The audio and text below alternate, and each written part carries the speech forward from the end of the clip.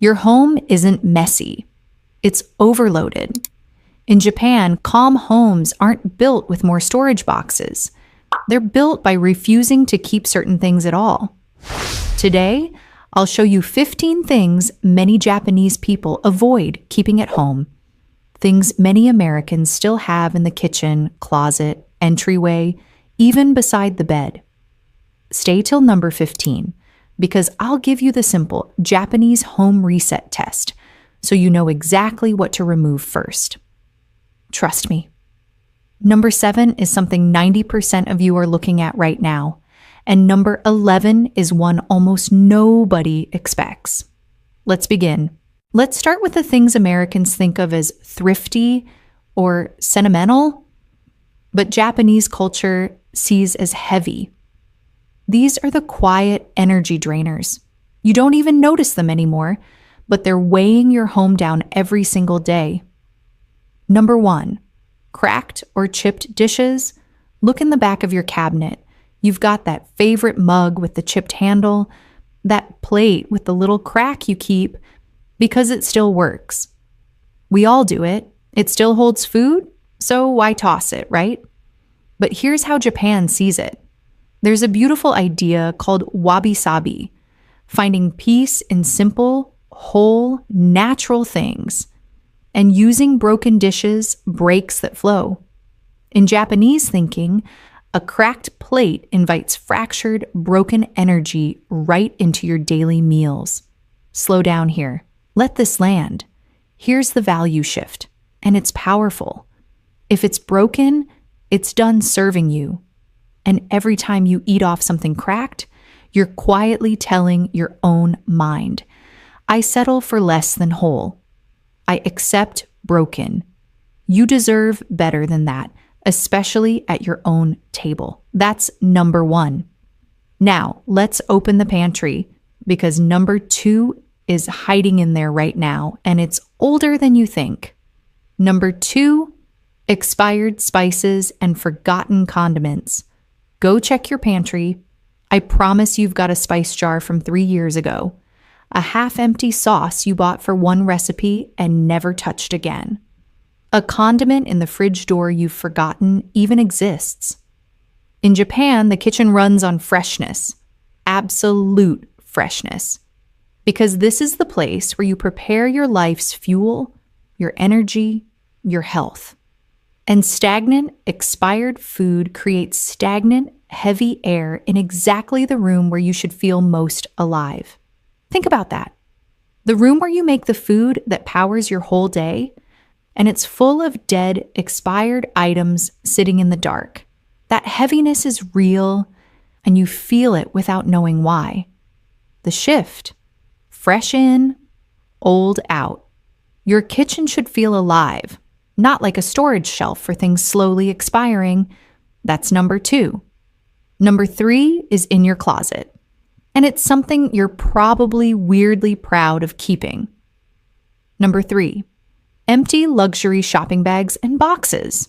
Be honest, you've got them. The beautiful designer box, the sturdy, fancy paper shopping bag with the rope handles. You keep them just in case you need to gift something nice later. They look too good to throw away. But here's the Japanese perspective. When you keep empty packaging, you're holding onto past consumer prestige. The feeling of that one purchase, that one nice store. You're living in a moment that's already gone instead of present moment clarity. It's just an empty bag, an empty box. It does nothing for you today except take up space and quietly whisper, remember when you bought this. You don't need a shrine to an old purchase. The shift. The bag did its job the day you carried it home. Let it go. Keep the clarity, not the cardboard. That's number 3. Now number 4, and this is the one that stings a little. Number 4, clothes that don't fit your body right now. Here it is. The skinny jeans you're keeping for when I lose the weight. The clothes from a heavier season you keep just in case.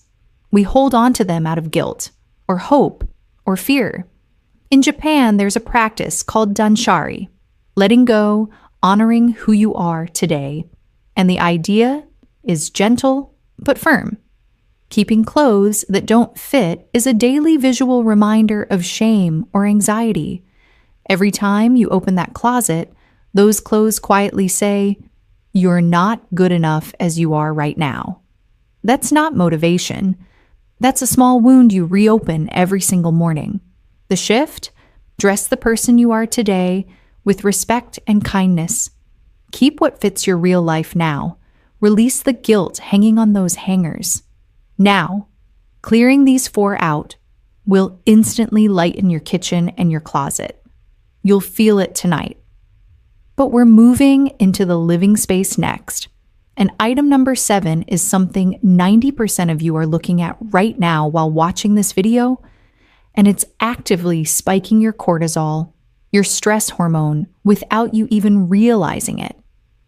Let's look at item 5. These next items are different. They cause tiny stress, micro stress, every single time your eyes pass over them. You don't notice one hit, but all day long they add up. Number 5, free samples and hotel toiletries. Open your bathroom drawer. There they are. Tiny lotions from a hotel, little shampoo bottles, free makeup samples, perfume vials. You're saving them. But you never actually use them, do you? Here's the mental cost. Each one of those tiny items is a delayed decision, a tiny, "I'll deal with this later." And when you have dozens of them, your mind carries dozens of unfinished little choices. Japanese minimalists understand this deeply. An excess of small, low-value items creates a chaotic, cluttered mind. It's not the size of the object. It's the weight of all those undecided little things piling up. The shift: use them now or let them go now. Don't store decisions in a drawer. That's 5. Number 6 is sitting in your living room, and it might be slowly dying right in front of you. Number 6, half-dead houseplants. You know the one. Brown leaves, drooping, struggling. You keep watering it, hoping it'll come back, feeling guilty about giving up on it. We've all got that one sad plant. But in Japanese philosophy, dying nature inside the home radiates decaying energy. Slow down here, pause, let this land. Yin energy, and it actively drains the vitality of the whole room. A living plant gives life. A dying plant does the opposite. It quietly pulls life out of the space. You brought a plant in to feel fresh and alive. A struggling, browning one does the exact opposite. Every day in the corner of your eye. The shift: revive it properly or release it with thanks. Don't keep decay sitting in your living room out of guilt. Now stay with me, because number 7 is the big one I promised. The one 90% of you are looking at right now. Number 7, unsorted paperwork and manuals. This is the one. Stacks of paper on the counter, old bills, random mail, and those thick appliance manuals for things you could look up online in 2 seconds. It's piled up right now, isn't it? Maybe you can see it from where you're sitting. Here's why this one matters so much. That pile is the ultimate silent to-do list. Every single time your eyes pass over it, your brain takes a tiny hit of stress, a little spike of cortisol, because it reads that pile as unfinished chores, undone tasks, things you owe yourself. You're not even reading the papers. Just seeing them stresses you out. And it happens dozens of times a day, quietly draining you. The shift: touch each paper once, handle it, file it, or toss it. Manuals? Almost all of them are online. Clear that pile and you remove a stress signal you've been absorbing for years. That's 7. Number 8 is the very first thing guests see when they walk in your door. Number 8, clutter on the entryway floor. In America, the front door is where chaos lands. Shoes piled up, random Amazon boxes, bags dropped on the floor. It's the first thing you see coming home and the first thing guests see walking in. In Japan, the entryway is called the genkan, and it's treated as a sacred threshold, the line between the outside world and your home. And the rule is simple: nothing stays on the floor. Because in Japanese belief, clutter on that floor blocks the fresh opportunities, even the wealth, that are trying to enter your home. Whether you believe in the energy or not, think about it practically. Walk into a pile of boxes and shoes and you feel chaos. Walk into a clear, open entry and you breathe out. The shift. Keep the entryway floor clear. Let your home and your luck have an open doorway. If your entryway is clear, your mind can finally breathe the moment you walk through the door. But as we enter the most private rooms of the house, the items get much more personal. In fact, item number 11 is something Americans treat as a prized, precious possession, but in Japan, it's seen as a direct anchor to past grief. Let's go to item number 9. These are the deep ones, the psychological items hiding in plain sight, the things that quietly tie you to the past or to anxiety without you ever realizing it. Number 9, the tangled drawer of cables and wires. Everyone has it, that one drawer, a nest of black cords, chargers, and cables. Half of them for devices you don't even own anymore, but you keep them, just in case. Here's what that drawer really is. It's an anxious attachment to an unknown future. You're cluttering real, physical space with literal static and confusion, a tangle that perfectly matches the tangle of what if I need it someday running in your mind. You won't need it.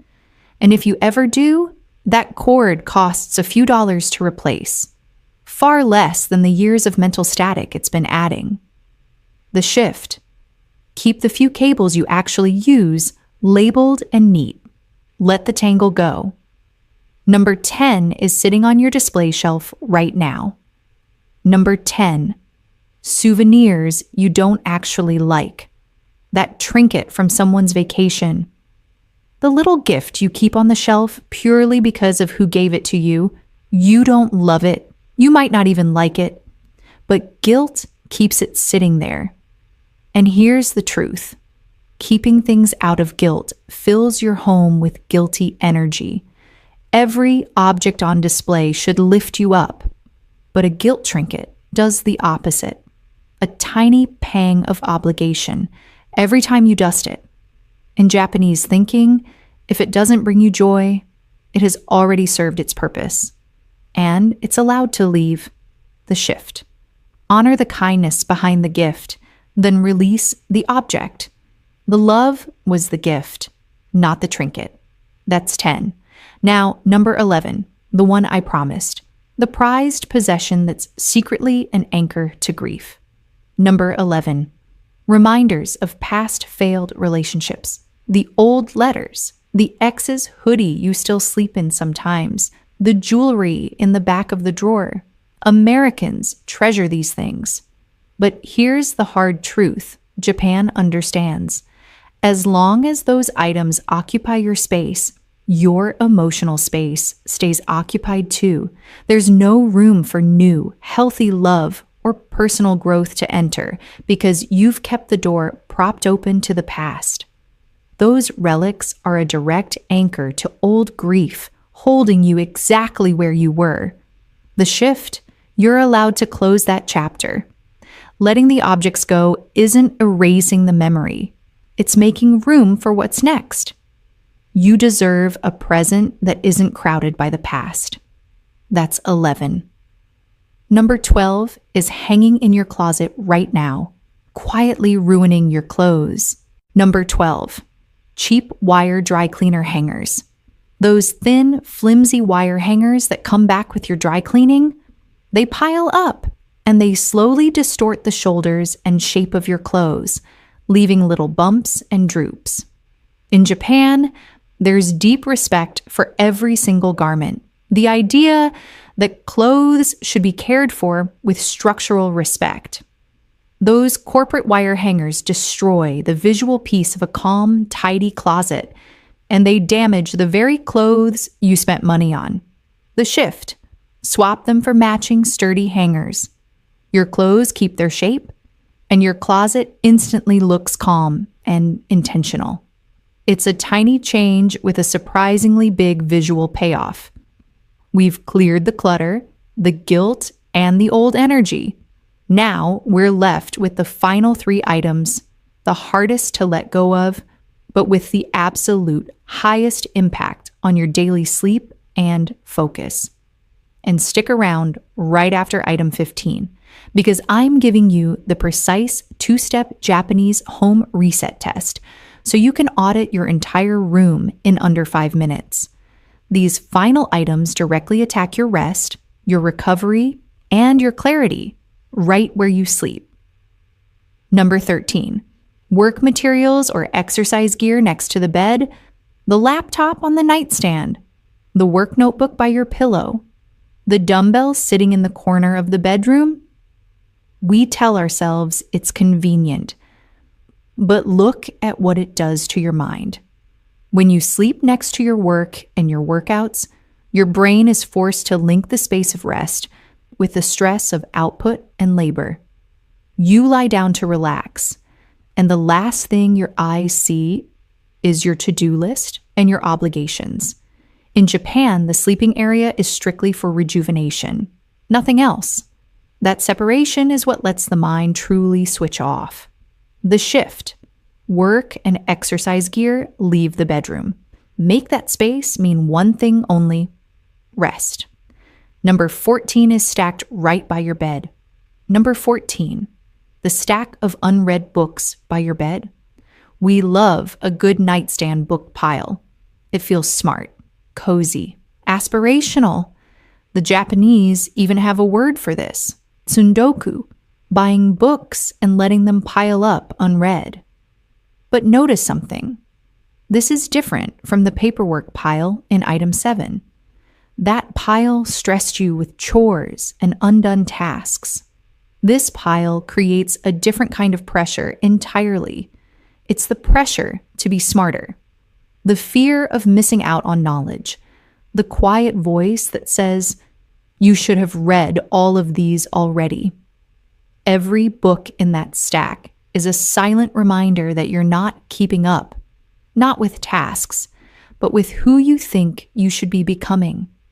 And the last thing your eyes see before they close at night is a tower of your own unmet expectations. That is not a restful final image. The shift. Keep one book, the one you're actively reading right now. Move the rest to a shelf in another room. Let reading feel like a pleasure before sleep, not a reminder of a backlog. And now, number 15, the last barrier between you and real rest. Number 15, the decorative pillow overload. You know exactly what I mean. The bed buried under 6, 8, 10 decorative pillows and throws. They look nice on the bed during the day, but every single night you have to remove them just to climb in. And every morning you pile them back on. Here's the simple truth. That's an unnecessary barrier to rest.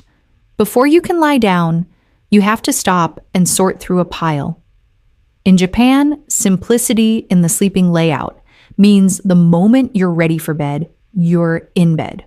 No physical sorting, no friction. The mind settles immediately. The shift. Keep the pillows you actually sleep on, plus 1 or 2 you love.